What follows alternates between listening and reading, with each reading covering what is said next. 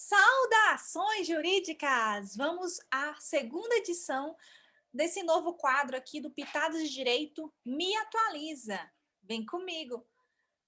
Antes de mais nada, eu queria pedir que, se você ainda não está inscrito aqui no canal, se inscreva, deixe seu like no vídeo e clique no sininho caso você queira receber as notificações dos vídeos novos que sobem no canal.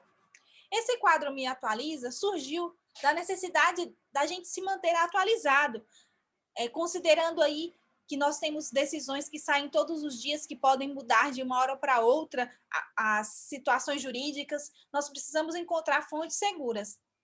Então, eu resolvi compartilhar aqui um condensado das principais decisões e situações que foram objeto aí de publicação, seja nos tribunais ou seja mesmo em revistas, para mostrar aí e trazer a vocês uma informação de qualidade, tá certo? A primeira notícia que eu queria trazer a vocês aqui não é particularmente uma decisão judicial, mas é algo que eu entendo aí de grande importância, considerando especialmente esse momento que estamos vivendo, um momento aí de pandemia, em que algumas cidades aí estão voltando a fechar, a ter restrições. Então, basicamente, home office, o trabalho em casa vai permanecer, pelo menos aí por um tempo, que não se sabe até quando irá cessar. E algumas empresas estão, na verdade, já se habituaram, já estabeleceram aí formas de recrutamento e seleção para utilizar durante esse período e que certamente será utilizado mesmo depois da pandemia. Nós estamos vivendo novos tempos e temos empresas que se aderiram à imersão e à socialização do empregado de forma digital. Tem empresas que o empregado, quando ele é admitido, inclusive nos escritórios em que trabalhei, que haviam vários profissionais, o advogado que entrava no escritório, ele passava em todos os departamentos para ser conhecido. Então, havia essa apresentação. Essa apresentação continua existindo, mas hoje de forma virtual. Então, é feita uma reunião online e apresentada aí um novo colaborador. Além disso, as entrevistas aí que o empregado tinha que comparecer na instalação da empresa ou na instalação onde fica o prédio do RH para ser submetido à seleção, à entrevista, àquela dinâmica em grupo, tudo isso tem sido feito de forma virtual, ou seja, por videoconferência. E uma outra situação muito interessante que veio aí com essa pandemia é o exame médico de forma telepresencial, através da telemedicina. Então, o funcionário, uma vez que ele é admitido aí, passa pelo processo seletivo e é aprovado, para que ele inicie as atividades, ele precisa ser submetido aí ao exame para atestar se ele está apto ou não para iniciar a atividade. E esse exame tem sido feito por telemedicina. Empresas que aderiram a esse sistema praticamente online aí, de recrutamento, seleção, apresentação do empregado, todo esse procedimento, que eu posso citar a Decathlon Brasil e o Grupo Stefanini.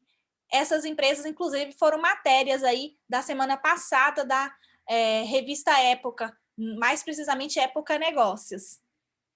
Um segundo ponto também muito interessante diz respeito ao âmbito trabalhista, porque alguns empregados eles estavam recebendo aquele benefício emergencial bem.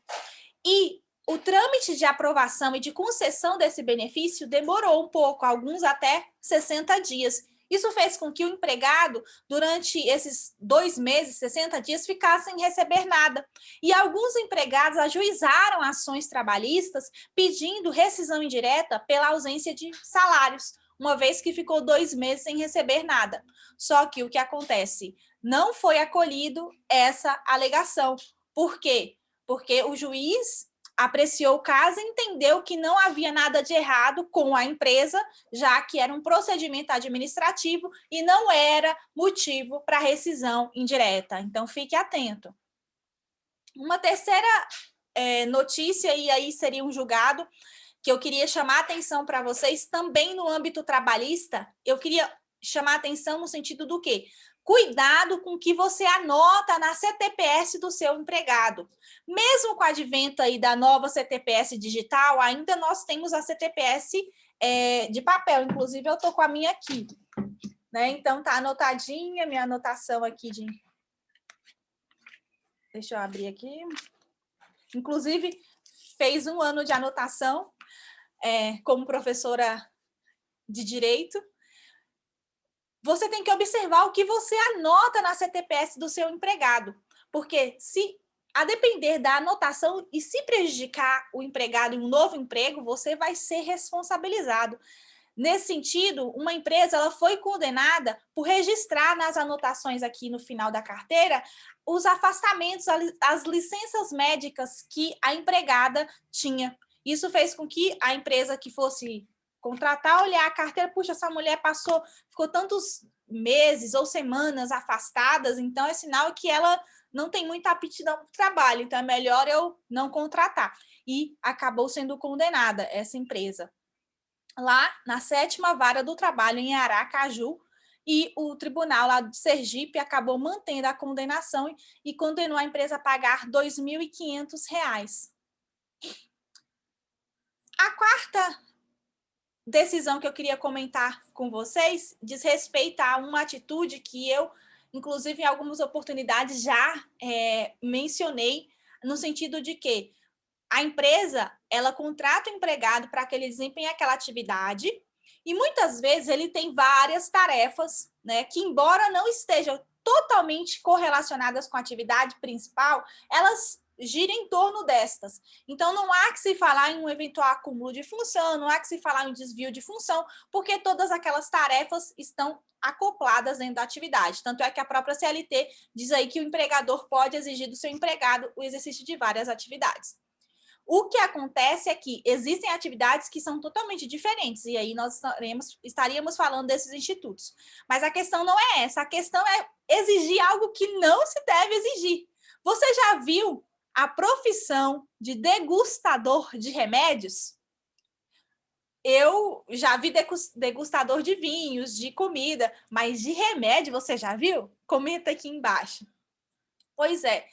A ausência do CBO, que é o Código Brasileiro de Ocupação, não inibiu uma empresa grande, inclusive, de criar essa profissão, né? E a pessoa tinha que degustar os remédios basicamente nas reuniões para mostrar aí como que funciona. Pelo amor de Deus, né, gente? Se é um remédio para combater uma situação. Se o vendedor, se o funcionário não está passando por aquele problema, qual o motivo pelo qual dele tomar o remédio, né?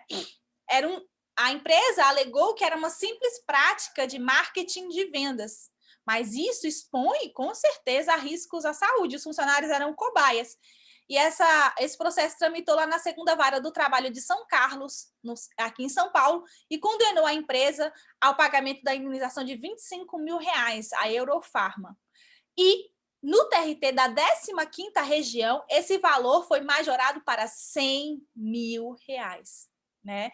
Então, de fato, aí, para mim, houve, de fato, esse dano, inclusive dano coletivo, que em outubro de 2020, a 3ª turma do TST condenou essa mesma empresa, a Eurofarma, em R$1 milhão por danos morais coletivos em decorrência dessa prática, mas isso foi lá no estado do Piauí, que envolvia mais ou menos 1.500 funcionários aí, profissionais da área.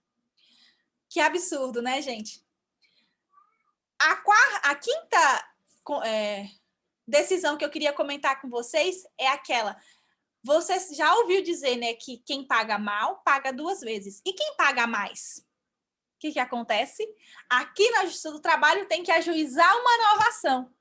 Né? Um banco que pagou um valor a mais, isso é muito comum, tá, gente? Principalmente escritórios aí de contencioso de massa, onde acaba tendo vários acordos, é possível que pague-se um valor a mais do que seria devido. Isso eu já vi praticamente na prática isso acontecendo. E existe essa decisão do TST. O banco, né, pediu a devolução do valor que superava o valor da condenação, só que o TST falou que você vai ter que apresentar uma nova ação. E aí seria o quê? Uma execução invertida. E aí o tribunal, né, decidiu isso e o Bradesco vai ter que ajuizar uma nova ação para pedir aí, obter o ressarcimento desse valor. Agora, a pergunta que não quer calar é a seguinte: será que ele vai conseguir receber isso de volta?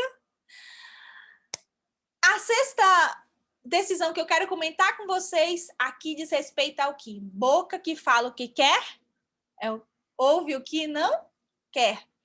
Foi mantida a justa causa uma empregada que proferiu ofensas à honra a seus colegas de trabalho. E essa decisão foi aqui do nosso TRT da 2ª região, aqui de São Paulo. O nosso TRT, ele reconheceu por unanimidade de votos que houve a justa causa que foi aplicada, foi adequada a essa empregada que ofendeu seus colegas de trabalho. Tá? A funcionária disse palavras como chamou o supervisor de velho, disse que ele não prestava. Outro colega, ela chegou a falar, você é um péssimo profissional, você é um moleque, você não sabe fazer nada, absolutamente nada de forma correta. E, portanto, a empresa mandou ela embora por justa causa, ela entrou com essa ação, pedindo aí a reversão da justa causa, só que a justa causa não foi revertida e ainda ela foi condenada, né, aos honorários, mas foi mantida aí a suspensão da exigibilidade porque ela foi beneficiária da justiça gratuita. O sétimo motivo, a sétima situação, melhor dizendo, que eu quero falar com vocês aqui nesse nosso quadro Me Atualiza, é o maior pesadelo do processo trabalhista é ter que pagar se perder, ou seja, a sucumbência que veio aí com a reforma trabalhista, a Lei 13.467 de 2017, e fez com que caíssem a quantidade de ações, porque antigamente as pessoas entravam para ver o que dava, se ganhasse alguma coisa, maravilha, se não ganhasse, estamos no lucro, não perdemos nada, a não ser o advogado que teve que todo o trabalho em vão. Mas existe aí um projeto de lei, o projeto de lei 409 de 2021, que trata dessa questão, cujo objeto é o quê? A revogação da sucumbência trabalhista. E aí eu queria saber de você o que vocês acham disso e se vai passar. No meu entendimento, existe eu diria forte perspectiva que possa aí ser aprovado, mas eu não sei se vai chegar a ser sancionado. Na verdade, já estamos meio que acostumados com essa sucumbência e, no meu ponto de vista, seria prejudicial. Mas eu quero saber a sua opinião. Diz aí nos comentários. E, finalmente, a 8ª decisão que eu queria comentar com vocês, embora não seja do âmbito trabalhista, eu entendo aí que pode haver aí uma repercussão, né? Que é uma decisão da nossa Corte Cidadã, nosso Superior Tribunal de Justiça, mais precisamente a 3ª turma, que eles decidiram o quê? Que o dano moral, ele é imprescritível. Portanto, não tem um prazo de prescrição. Se ocorreu dano moral há 100 anos atrás, ele continua aí. Mas o que prescreve é o quê? O direito à indenização a esses danos morais. E qual é o prazo prescricional? A 3ª turma do STJ entendeu que esse prazo prescricional é de 3 anos, conforme o Código Civil. Portanto, precisamos tomar cuidado. É óbvio que o caso em si, ele diz respeito aos direitos à personalidade, mais precisamente a Lei de Direitos Autorais, que é a Lei 9.610, que trata dessa questão, um fotógrafo que processou uma empresa pelo uso indevido das imagens. No entanto, a gente pode encontrar um precedente aí, digamos, até um pouco favorável, a depender aí da alegação da parte que você esteja representando, para trazer isso à tona. Eu, particularmente, em ações de indenização movidas de empregado contra empresa, quando no âmbito de empresas atuando para reclamadas, eu sempre trago aí o artigo 3º, algumas súmulas do próprio STJ falando, e essas decisões aí mostrando que são 3 anos essa indenização.